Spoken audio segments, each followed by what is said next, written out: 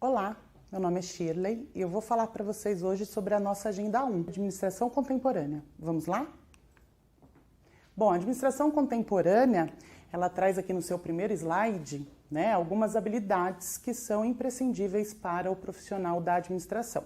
Então são elas, habilidades técnicas, que nada mais são do que os conhecimentos e procedimentos específicos da área da administração, as habilidades humanas, que é a aptidão em interagir com pessoas e liderar com eficiência, aí está o relacionamento interpessoal, e as habilidades conceituais, que são os conhecimentos em gerais da organização, seus departamentos, seus setores. De fato, a administração estuda a aplicação e coordenação de recursos humanos, materiais, financeiros, de informação, tecnológicos, entre outros. Tudo dentro de uma organização, de modo a atingir um determinado objetivo.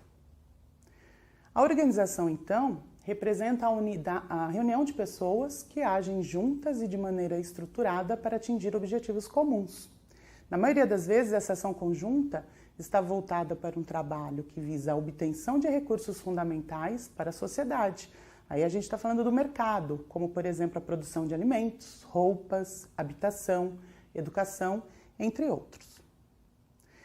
Aí vem a importância das pessoas. Na administração contemporânea, a administração mais atual, toda a variedade de produtos e serviços da vida moderna, todos os avanços, confortos e facilidades existem pela soma de esforços das pessoas reunidas em organizar, trabalhar em grupo, dividir tarefas e aplicar recursos para atingir um resultado de interesse comum, nesse caso, o interesse da organização.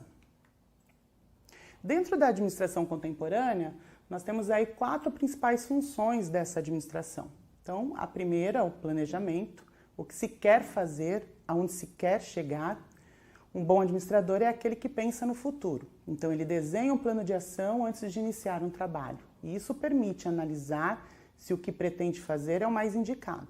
O planejamento estabelece a visão global, que a gente chama de visão sistêmica da atividade pretendida. A segunda função é a organização. Quais os recursos esse administrador precisa?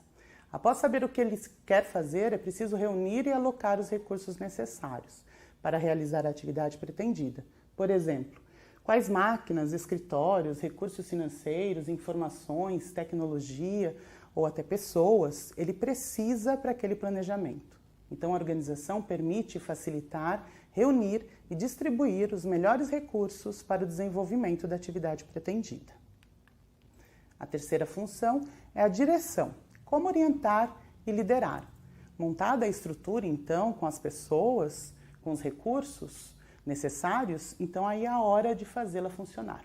E para isso é preciso uma liderança segura, que motive as pessoas e que garanta boas condições de trabalho, com processos claros e definidos. A direção permite orientar e liderar pessoas em busca do funcionamento eficiente da atividade planejada. A última função é o controle, a quarta função. A direção está conforme o planejado?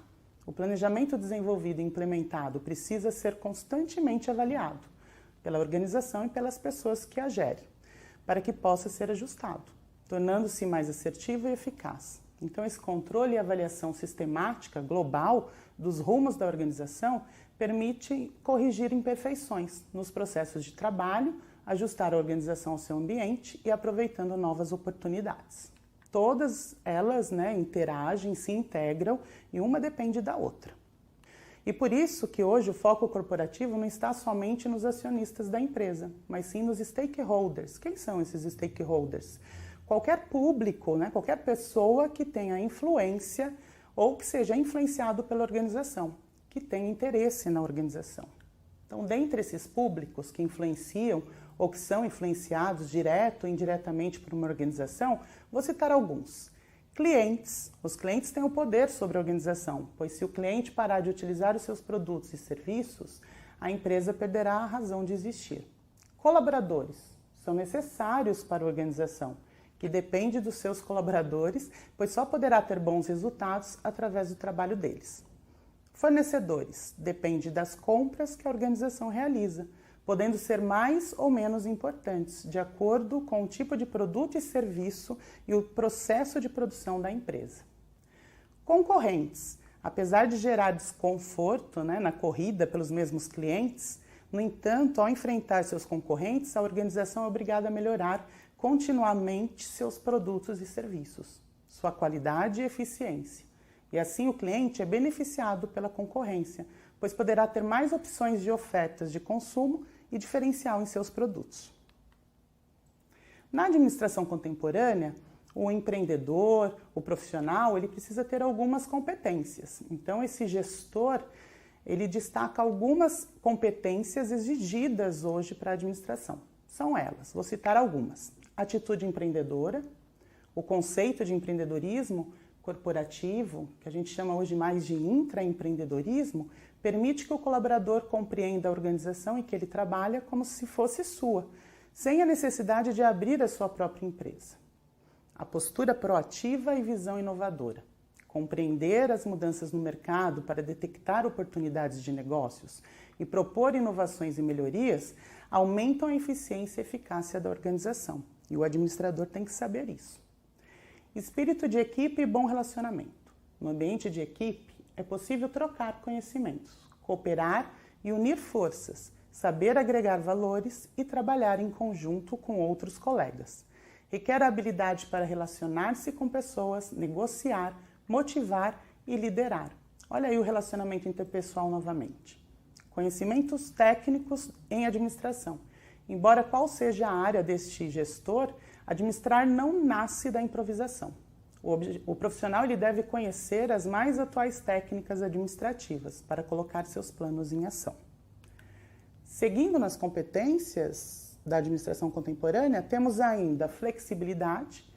O mercado, os consumidores possuem muitas informações e possibilidades de compra. Isso faz com que eles pesquisem mais e se tornem mais exigentes. Então, as organizações precisam ser flexíveis, de acordo com as necessidades do mercado. O comportamento ético, na ética, trabalha em função desses valores da organização e é mais uma exigência deste profissional. Não só para garantir o bom funcionamento e a lucratividade da empresa, mas para que esta desenvolva suas atividades respeitando os direitos da sociedade em geral. E falando em respeito, tem lá a responsabilidade social das organizações e a segurança e saúde no ambiente do trabalho. A organização, com seus fins ou não lucrativos, possui o papel social de estimular a colaboração de seus funcionários em ações e projetos sociais, fazendo-os se sentir seguros e íntegros em seu ambiente de trabalho. Respeitar o meio ambiente. Hoje, ainda mais, as organizações e seus colaboradores necessitam estabelecer práticas que não afetem o equilíbrio ecológico e a qualidade de vida das comunidades. Bom, é isso. Espero que vocês tenham gostado e até a nossa Agenda 2.